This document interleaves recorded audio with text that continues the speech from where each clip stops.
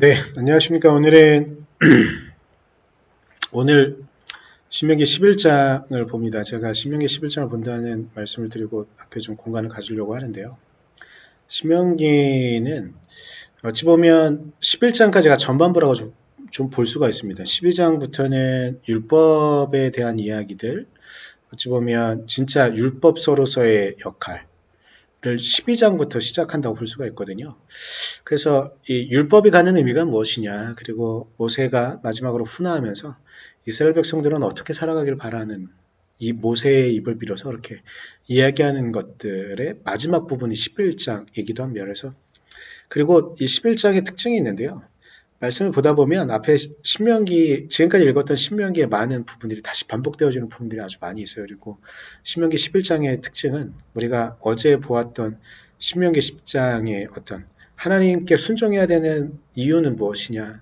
그렇게 우리는 하나님께 순종해야 된다? 이런 이야기가 또 11장 초반부에 반복되어지기도 하고, 그리고 제가 오늘 12절까지 볼 건데, 12절까지의 내용에서도 보면 우리가 들어갈 가나안 땅은 어떤 것이냐, 이게 이미 앞에서 했던 이야기들이 또한 다시 반복되어지는 그런 부분들도 좀 있습니다. 그래서 사실은 좀 고민을 좀 했습니다. 11장도 그냥 한 번에 다 할까? 네, 그러기보단 우리가 다음 주부터 12장을 좀 본격적으로 보면서 아마 12장 이후로 한동안은 하루에 한 장씩을 다 보는 경우가 아마 많아질 겁니다. 왜냐하면 율법에 대한 이야기들이거든요. 그래서 율법에 대한 이야기들은 그렇게 강조할 필요가 저에겐 굳이 없는 거여서 유대인들에겐 그 율법이 지금도 여전히 유효할지 모르겠지만 우리는 예수 그리스도를 통해서 율법이 완성되었기 때문에 그 율법의 이야기들은 이런 이야기가 있다 정도만 보고 넘어갈 거여서 앞으로 12장을 보면서부터는 아마 한동안 한 장씩, 하루에 한 장씩 보는 경우가 많아지게 될 텐데요. 그렇기에 굳이 11장도 그냥 한 번에 다 보기보다 반으로 좀 나눠서 오늘 12절까지 보고 내일 32절 마지막까지 보는 게 좋겠다 싶어서, 그래서 오늘은 신명기 11장 1절부터 12절까지의 말씀을 좀 봅니다. 우리 같이 보도록 하겠습니다. 그러므로 당신들은 주 당신들의 하나님을 사랑하며 그의 직임과 법도와 규례와 명령을 항상 지키십시오. 주 하나님의 위엄과 강한 손과 편파를 기억해야 할 사람은 당신들의 자녀가 아니라 바로 당신들입니다. 당신들의 자녀들은 주 당신들의 하나님이 하신 일과 내리신 명령을 보지도 못하고 듣지도 못하였습니다. 당신들이 또 기억해야 할 것은 주님께서 이집트의 바로왕과 그의 온 땅에 기적과 표징을 일으키신 것과 주님께서 당신들 뒤를 쫓아온 이집트의 군대와 군마와 병거를 홍해 바닷물로 휩쓸어 오늘에 이르기까지 흔적도 없이 멸하신 일과 또 당신들이 이곳에 이르기까지 광야에서 당신들에게 하신 일과 르우벤의 손자요 엘리압의 아들인 다단과 아비람에게 하신 일, 곧 땅이 입을 벌려 온 이스라엘 가운데서 그들과 그들의 집안과 장막과 제 발로 걸어다니는 모든 짐승을 함께 삼켜버리게 하신 일입니다. 당신들은 주님께서 하신 이 위대한 모든 일을 당신들 눈으로 보았습니다. 그러니 당신들은 오늘 내가 당신들에게 내리는 모든 명령을 지키십시오. 그러면 당신들은 힘을 얻고 당신들이 건너가 차지하려는 땅에 들어가서 그 땅을 실제로 차지할 것입니다. 또한 주님께서 당신들 조상과 그 자손에게 주시기로 약속하신 땅, 곧 젖과 꿀이 흐르는 땅에서 오래 살 것입니다. 당신들이 들어가서 차지할 땅은 당신들이 나온 이집트 땅과는 다릅니다. 이집트에서는 채소밭에 물을 줄 때처럼 씨를 뿌린 뒤에 발로 물을 댔지만 당신들이 건너가서 차지할 땅에는 산과 골짜기가 많아서 하늘에서 내린 빗물로 밭에 물을 댑니다. 주 당신들의 하나님이 몸소 돌보시는 땅이고 주 당신들의 하나님의 눈길이 해마다 정초부터 섣달 금음날까지 늘 보살펴 주시는 땅입니다. 아멘. 우리가 오늘 같이 본 신명기 전반부의 내용은요, 크게 네 부분을 좀 나눠볼 수가 있는데, 우리가 10장을 하면서 했던 모세의 당부가 1절에 다시 나옵니다. 여호와를 사랑하고 그의 법도를 지켜야 합니다에 대한 이야기가 1절에 있고요.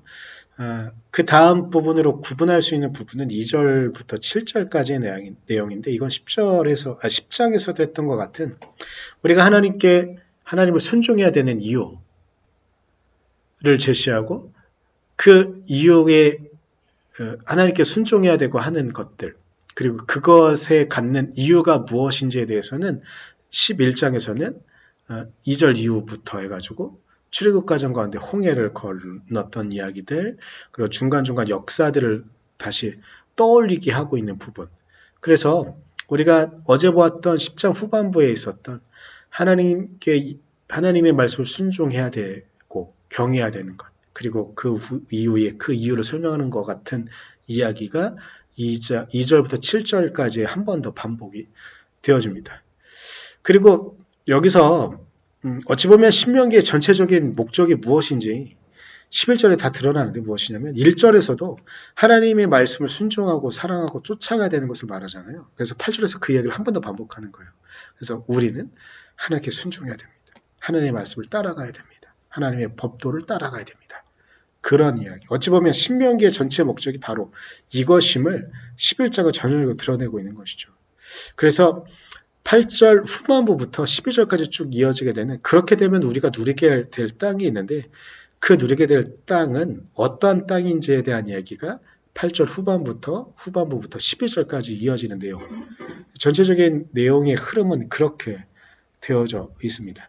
그리고 제가 본문 설명에는 좀 놓지 않았기 때문에 여기서 잠깐 좀 말씀을 드리면 여기에서는 당신들이 들어가게 될 가나안 땅은 당신들이 먼저 머물렀던 이집트 땅에 비하면 얼마나 더 풍족한지 모르겠습니다. 이렇게 이야기하는데 실질적으로요. 전 세계 땅 가운데 가장 비옥한 땅은 지금은 정세도 불안하고 그쪽에 이제 문명도 많이 퇴색해졌기 때문에 사람들이 그렇게 신경을 안 쓰는데요. 어찌 보면 가장 하나님께서 창조하신 세계 가운데 가장 풍족한 땅은 이집트 땅이에요. 거기는 굳이 농약을 치지 않아도 어떤 영양분을 다시 공급해 주지 않아도 자연 상태를 그대로 두면 이 만에 있는 물들이 흘러와가지고요. 강과 바다에 있던 모든 영양분을 그 이집트 땅에 있는 나일강에 쭉 줄기를 따라서 그 나일강 주변으로 다 흩어놔요. 그리고 좀 시간이 지나가면 이게 연초에 나거든요. 그 기간이 지나고 나면 물이 쏙도 딱 빠져요. 그러면 거기에 씨만 뿌리면 굳이 어떤 우리 조상들은 농장 문화를 되게 열심히 진짜 논농사가 불가능한 땅에 물을 대고 막 농농사를 하잖아요. 그런데 이집트 그 나일강 주변은 정말로 그런 작업도 필요 없이 그냥 물이 빠지고 난 다음에 그냥 씨만 뿌리면 자연스럽게 영양분을 키우면서 아주 그것도 영양분이 아주 많기 때문에 아주 좋은 땅이거든요. 근데 이 땅을 지금은 이집트는 제대로 누리지 못하고 있습니다. 요즘 사회 경제적으로도 좀 농작물 가격도 많이 올라가고 러시아가 우크라이나를 공격하는 바람에 밀값도 오르고 어젠가 그젠가에도 뉴스에 보게 되면 우리가 사용하는 뭐 라면이나 빵값이나 이런 게 더 오를 것 같다. 원자재가 오르고 있다. 막 이런 문제가 되어져 있잖아요. 그런데 이런 전 세계적인 이런 부분들 차치하고 원래 그냥 하나님께서 창조하신 그대로 뒀을 때 그냥 가장 풍족한 땅일 수 있는 땅은 황하강보다도 오히려 나일강이 고대 문명의 4대 발상지 중에 하나가 될 수밖에 없는 이유는 그 땅 자체가 그렇게 풍족하기 때문이거든요. 그런데 성경이 또 이제 이렇게만 말하면 우리가 시험에 들 수 있으니까 성경의 의도를 좀 보게 되면 근데 그 땅보다 가나안 땅이 더 좋다고 말씀하시는 거예요. 그리고 하나님께서 하나의 모세 입을 비롯 하나 더 제시하고 말하고 있는 것인데 그것은 무엇이냐면 하나님께서 직접 그 땅을 일구시기 때문에 가나안 땅은 너희들에게 더 많은 것들을 주실 것이다. 근데 조건이 있어요. 너희가 하나님의 말씀을 잘 따를 때. 근데 이 말씀이 틀린 것이 아닌 것 중에 하나는 뭐냐면 지금도 이스라엘이 주변의 팔레스타인과 좀 평화롭고 이렇게 하면요. 그 지역 자체가 고대로부터 중요한 위치였던 게 뭐냐면 바다와 육지를 잇는 해상의 중요한 통로예요. 그리고 이제 그 북쪽에 있는 갈릴리 지역은 기본적으로 풍족한 땅이고요.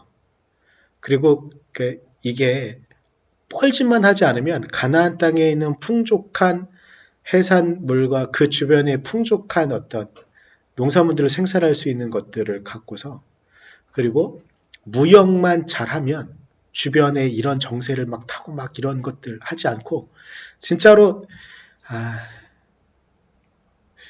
우리나라의 역사도 보게 되면 우리나라가 내부의 문제를 잘 해결하고 외부의 해상 통로를 잘 연결하면 고대의 고려 때도 보게 되면 우리나라가 풍족한 시기를 거쳤던 때가 있었는데 그때는 보면 아라비아 지역의 상인들도 우리나라에 와서 거래를 했거든요.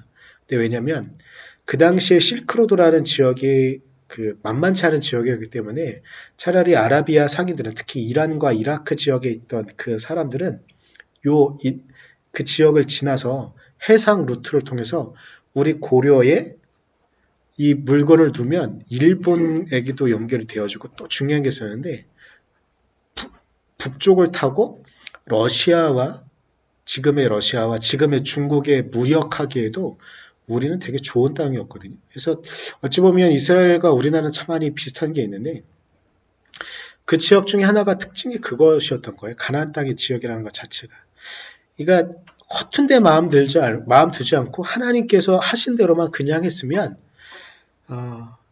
그 가나안 땅이라는 지역 자체가 해상무역과 육상무역이 만나는 지역이기도 하고 이 갈릴리 지역, 북쪽에 있는 갈릴리 지역의 풍족한 농산물을 가질 수 있는 지역이었기 때문에 정말 허튼 데 마음 두지만 않았으면 하나님의 말씀만 온전히 따르고 그리고 정치적으로도 진짜로 신명기에서 제시하고 있는 제가 어제 말씀을 드리면서 이거는 주일날 좀 더 깊이 말씀을 좀 해야겠다 싶어서 일부러 어제 강조를 하지 않았는데 신명기의 기본적인 사과 방식 가난한 사람들과 고아와 가부들도 이방인들도 챙길 수 있는 이유 중에 하나는 그 땅에서 허튼 짓만 하지 않으면 충분히 그 땅 안에서 무역을 차지하고 그 땅에서 생산되는 것으로 충분히 정치와 종교가 허튼 데 마음 들지 않고 하면 그 땅 안에 있는 사람뿐만 아니라 그 주변의 이방 민족까지도 충분히 평화롭게 지낼 수 있는 지역이 그 가나안 땅이었거든요. 이집트 땅은 어찌 보면 그 내부 안에 있는 것으로만 그래서 내부 안에 있는 게 문제가 뭐냐면 내부 안에 생산이 많아지게 되면 권력 구조가 생기게 돼요. 그러면 그걸 다스리는 사람들은 풍족하게 살아가죠. 근데 일반적으로 노동하는 그렇기 때문에 이스라엘 백성들이 나온 걸 수도 있어요. 거기에 있는 사람들은 나쁜 정치인을 만나면 힘겨운 삶을 살아가는 거예요. 그런 지역인데 이제 가나안 땅으로 옮기게 되어지는 그 중요한 지역 중에 하나는 그 지금 이스라엘이라는 국가가 경계되어져 있는 지역 자체가 북쪽의 갈릴리 바닷가 주변에 풍족한 농산물 그리고 남쪽에 있는 유다 땅과 이스라엘 땅 그러니까 남유다에 있는 그 경계를 잘 지키고 그리고 바로 나가면 지중해니까 지중해와 이 아랍권에 이어지는 이 지역을 잘 지키기만 하면 무역으로도 풍족한 그러니까 솔로몬 때의 풍족함이 어찌 보면 하나님께서 지혜를 주셨다는 것도 그것인 거죠. 허튼 데 두지 않고 물론 솔로몬은 너무 잘못을 많이 한 부분도 있긴 하지만 기본적으로 그 땅이 얼마나 풍족한 땅인가 하나님께서 왜 그 땅을 이스라엘 백성들에게 주시면서 그 땅에 정착하게 하셨는가가 이스라엘 역사에 잘 드러나는 것인데 그렇기에 이집트 땅보다 더 풍족해질 수 있었는데 그것을 잘 유지하지 못한 그런 것들이 있는 것이죠. 어찌 보면 그 이유가 오늘 본문 안에 있을 수도 있습니다. 저는 오늘 말씀에서 1절 말씀을 보면서 좀 시작했으면 좋겠는데요. 1절은 이렇게 이야기해요. 그러므로 당신들은 주 당신들의 하나님을 사랑하며 그의 직임과 법도와 규례와 명령을 항상 지키십시오. 여기서 하나님은 모세의 입을 빌어서 이스라엘 백성들에게 말씀하시는 것이 있습니다. 무엇이냐면 사랑하며 지키라는 거예요. 사랑이란 단어는 일단 기본적으로 우리 명사로 생각을 하죠. 그래도 여러분 아마 종종 어떤 이들이 하는 말을 들어보셨을 수도 있을 것 같고 아니면 어떤 목사님들의 설교 가운데 하신 말씀을 들은 걸 수도 있을 것 같은데요. 사랑은 저는 명사가 아니고 동사라고 믿습니다. 성경 안에서 하나님을 사랑하라고 말하고 있는 그 내용은 1절의 내용은요. 사랑하며 지키라라고 이야기하잖아요. 그러니까 여기서도 마찬가지로 하나님을 사랑한다고 한다면 일단 신명기에서 제시하고 있는 것이 계명이고 규례이고 명령이기 때문에 율법이기 때문에 그것을 지키는 것이 사랑하는 것이라고 말하거든요. 근데 이것을 보면서 우리는 1절이 두 가지로 구분되어져 있는 동사가 있는 것처럼 사랑하는 동사 그리고 지키는 동사가 따로 있는 것으로 생각하지만 이것은 한 뭉텅이로 같이 움직이게 되는 겁니다. 그래서 사랑한다고 한다면 하나님의 말씀을 하나님의 율법을 지키고 따라하는 것이죠. 그렇기 때문에 사랑하며 지켜야 하는 것이에요. 이것은 따로 움직이는 내용들이 아닙니다. 이것은 같이 하나님을 사랑한다고 말하면서 하나님의 말씀을 따라가지 않는다고 한다면 그건 사랑하지 않는 거예요. 그리고 이런 사람들도 있습니다. 율법, 어떤 도덕률적으로는 너무나 뛰어난 사람들이 있어요. 그런데 그런 사람들이 하나님을 사랑하지 않는다고 한다면 그건 아무 의미가 없는 것처럼 하나님을 사랑하는 것, 그리고 하나님의 말씀을 따르는 것, 같이 움직여야 하는 것이죠. 이것이 신약 안에 가장 중요하게 전파되어져 있는 그런 내용이기도 합니다. 요한복음 14장 21절은요. 이 부분을 어찌 보면 이 부분을 다시 반복하는 것처럼 그리고 예수님의 말씀을 다시 확인하는 것처럼 이렇게 되어져 있는데 14장 21절 저는 앞부분만 좀 볼 건데 내 계명을 받아서 지키는 사람은 나를 사랑하는 사람이요 라고 예수님께서 말씀하세요. 내 계명을 받아서 지키는 사람은 나를 사랑하는 사람이에요. 그러니까 이 계명 때문에 구약의 율법을 지키라는 것인가 이렇게 오해할 수 있는데요. 신약 특히 복음서 안에서 계명이라고 말하는 부분은 예수님의 약속이에요. 예수님께서 새롭게 갱신하신 율법이 완성되어지는 부분이에요. 그렇기 때문에 우리가 보통 생각하는 그럼 율법을 구약에 있는 율법을 지키라고 하는 거냐 이렇게 생각하시다면 이건 착각이고 이렇게 설교하는 분들이 있다고 한다면 그건 성경의 말씀을 호도하는 거예요. 그럼 그 계명은 무엇이냐? 우리가 좀 전에 14장 21절 말씀을 봤잖아요. 이걸 요한복음 13장 34절에 이렇게 이야기해요. 그 계명이 무엇인지에 대해서 예수께서 말씀하셨거든요. 이제 나는 너희에게 새 계명을 준다. 이것이 이 계명이에요. 내가 너희를 사랑한 것 같이 너희도 서로 사랑하여라. 이게 앞에 이제 공간복음서랑은 조금 다르게 요한복음서에서는 이렇게 정리하는데 즉 그냥 너희를 사랑한 것 같이 내가 너희를 사랑한 것 같이 너희도 서로 사랑하여라. 그런데 앞에 세 권의 공간복음서에서는 이렇게 정리해요. 두 개의 계명이 있으니 하나님을 사랑하고 내 이웃을 내 자신같이 사랑하라. 이렇게 말씀을 정리했던 것을 요한복음에서는 내가 너희를 사랑한 것 같이 너희도 사랑하여라.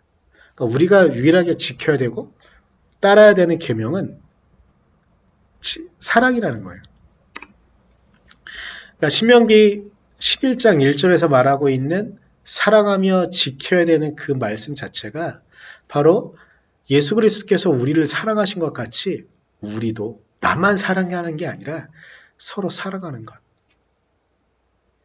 그리고 또 중요한 게 있는데 우리가 이렇게 사랑이란 말을 교회에서는 정말 많이 하다 보니까 이게 행함이 없는 사랑을 되게 많이 이야기하는 경우들이 최근 들어 정말 많아진 것 같아요. 근데 우리 기독교의 사랑은요. 절대 말로만 하는 사랑은 사랑이 아닙니다.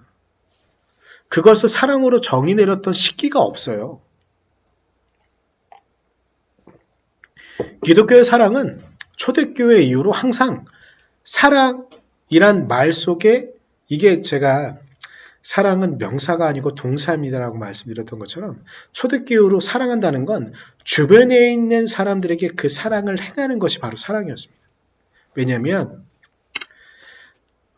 요한복음 13장에서 예수님께서 내가 너희를 사랑한 것 같이 너희도 사랑하라라고 말씀하셨으니까 그 말씀을 당연히 따르는 거예요. 주변에 있는 사람들을 책임지는 것, 주변에 가난한 사람들과 삶을 제대로 살아가지 못하는 사람들을 개선시키기 위해서 노력하는 것, 그것이 바로 기독교의 사랑이었던 것이죠. 그렇기에 사랑은 절대로 명사가 아니고 동사로 초대교회 이후로 끊임없이 교회에서 사용되어지고 쓰여졌던 것이 바로 그 사랑의 가치였던 것이죠.